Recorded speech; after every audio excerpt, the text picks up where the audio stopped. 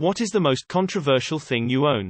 A packaged stick from Afghanistan that claims to cure all known illnesses, including cancer, if you rub it on you. I traded an energy drink for it. I think it's pretty controversial since I now own the cure for all ailments. 5 grams of uranium metal, stored under oil in a glass vial. Mortuary toe tags from an asylum in New York. Like 20 or so of them. I think they could be the only things left showing that these people actually lived. A ceramic jar with cocaine written on it. My father is a contractor and he got it from a client who was descended from a relatively prominent US president. It was headed for the trash. My father didn't steal it, of course. My family owns a petrified walrus penis. My grandmother took it to get it identified at the Smithsonian several decades ago. Apparently her grandfather, or maybe it was her great-grandfather, brought it home after he spent several years on some type of expedition up around northern Alaska and points north. It has been loaned out to several museums at different times. The family has talked about selling it, but everyone has to agree, and so far there is no agreement about selling it. So I own 1/67 of a petrified walrus penis. 9. Angle grinder from Harbor Freight. Coney 2012 kit. It's a whole thing and I don't want to talk about it. As a joke I told my mom I wanted my dog's testicles in a jar after we had him neutered. She took it seriously and now I have had my dog's balls in a jar for almost a decade. My great-grandpa was a medic in WW2 and we own a little chest with his personal belongings, including his diary, some old bandages, and 3 vials of 1940s morphine. Not me, my parents growing up. They had an actual elephant foot turned into a table. Like an actual foot cut from an elephant and taxidermied made into an end table. Had a glass table top. You could feel the thin hairs on it. Fucking haunted my dreams, man. My wedding ring, according to my mill. An uncut DVD of Caligula. I am not sure if it is still banned or not. I have an old Iraqi bill with Saddam Hussein's face on it. It's worth about 17 cents according to Google. A file called Rule 34 inches filled with nothing but geography maps to hide the fact I make world maps for hours on end. When I was 18, I bought a print of a 1918 German zoo advertisement from a thrift store. I thought the artwork was neat. It had a leopard on it and I was completely cat-obsessed at the time. Turns out the artwork was by Ludwig Holwein. He would go on to produce Nazi propaganda. My 26.5 scale 8-string guitar is apparently super controversial to every guitarist I've ever shown it to. I have a few ivory jewelry pieces from the early 70s my parents brought back from Botswana, and a poison arrow kit. Mum has the 3 meters long python skin she just put in her luggage from back then too. A first print edition of Batman Damned No. 1, the one featuring Batman's Little Batman from DC Black Label featuring more adult content. Violence and swearing are totally fine, but a shadowy penis profile made people flip out enough they removed it from subsequent print runs. You guys are some creative fucking people with your bat penis puns. Love it. A copy of the Anarchist's Cookbook. An original Asteroids arcade machine. But my brother and I removed the original, burned-in, oscilloscope screen and replaced it with an LCD panel, replaced the controls with 6-button arcade fighter sticks, and hooked the whole thing up to a hacked Xbox with thousands of dumped ROMs on it. The original board was gone before we got the cab, donated to another machine that did have a working monitor. Controversial because some arcade historians would prefer to see these cabs preserved rather than hacked. But with a burned screen and no board, this cab was pretty useless. A t-shirt of Jesus fucking himself, it says Jesus fucking Christ. Edit. For those who are wondering, look up Arseholes Live Forever, it's still up. My grandfather went to the World Scout Jamboree in the Netherlands in 1937, and while he was there he traded patches and gear with some scouts from Germany. By 1937, the German Boy Scouts had transitioned into the Hitler Youth, so I own a Hitler Youth Boy Scout uniform with a bunch of swastikas on it. I bought a used Bill Cosby comedy album on vinyl and the next week everything started coming out about the horrible things he had done. Frowning face. Probably a small bone I lifted from a catacomb in Peru when I was younger. Technically I'm a grave robber and definitely getting haunted. A Bengal tiger pelt. My wife is half Indian.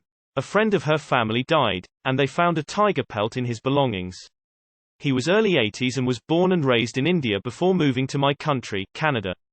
The estate was split in 3, so most everything had to be liquidated. Well, you can't sell tiger pelts here, and no museum or anything seemed to want it. So somehow I wound up with it. My wife's a vegetarian for ethical reasons. So naturally I was floored to bring it home. I'd never hunt an endangered species, and I'm firmly against hunting for sport. But I wasn't going to let it get thrown in the trash. A friend of mine spent a lot of time innocently learning how to make a noose. After he became proficient, he gave me one of his best, but small examples to remember him when I moved back to the USA. I thought hanging it from my rear-view mirror would be cool, but I had moved to the South. Some of my minority friends later explained it to me. An original copy of Mao's Red Book from when they were distributed in China back in the 60s.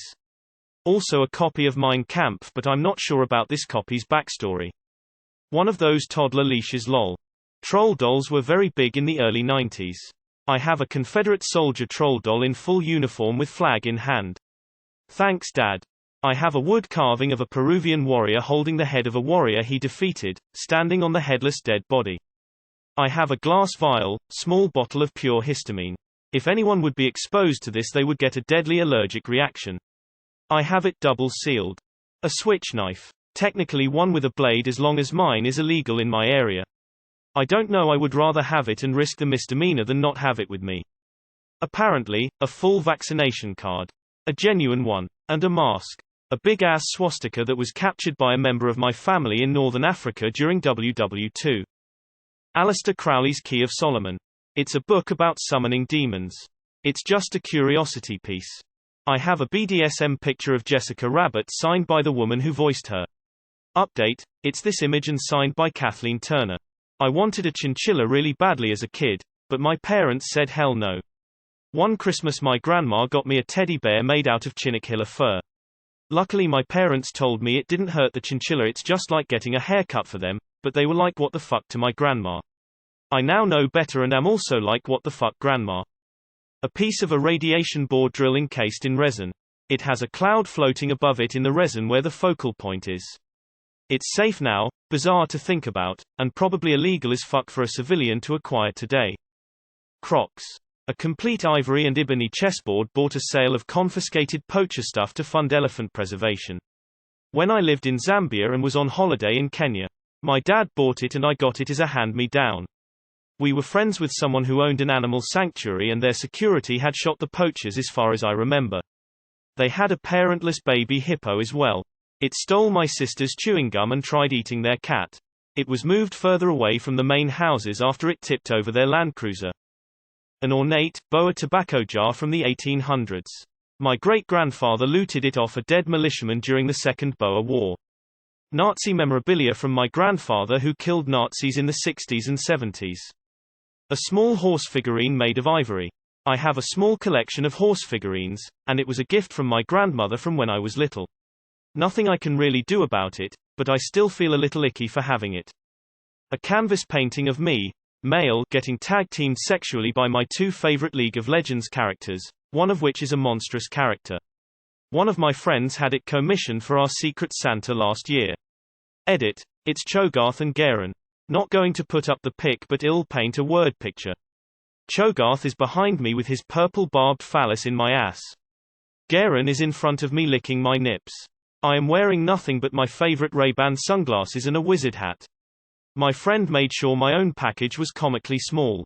I am heterosexual man in his 30s to put it into perspective. IDK if it's controversial, but I have a bunch of old Nazi coins. I have a small coin collection. I don't think I have it anymore, but back when I was in 9th grade and my brother was a senior we hosted a foreign exchange student from Norway. Without us knowing he had been taking pictures of every overweight, obese American that he saw while he was here for the year. It wasn't until a year after he went home, on Christmas he sent us a leather-bound photo album, like it looked really nice, opened it and boom. Hundreds of photos of people from Walmart and malls. My mom was not too impressed, but me and my brother had a good chuckle, not even at the people but just the fact that he took all that time and energy to collect all those photos and then make them into a photo album. Well, I finally threw it out the other week, but for years I had an old Felicity doll with a hole I made in the crotch area. I was abused as a child and it was a way of coping, I guess. Not sure why I kept it all these years. I'm just glad no kids ever came over and saw it. Edit. I want to say thank you to everyone who left a heartfelt comment on this post. I haven't looked at Reddit all day and somehow forgot I posted this until I opened the app within the past hour. I got very emotional and I'm not even sure how to respond except to just say thank you. Your words mean a lot. A jar of poop from a famous teen mom.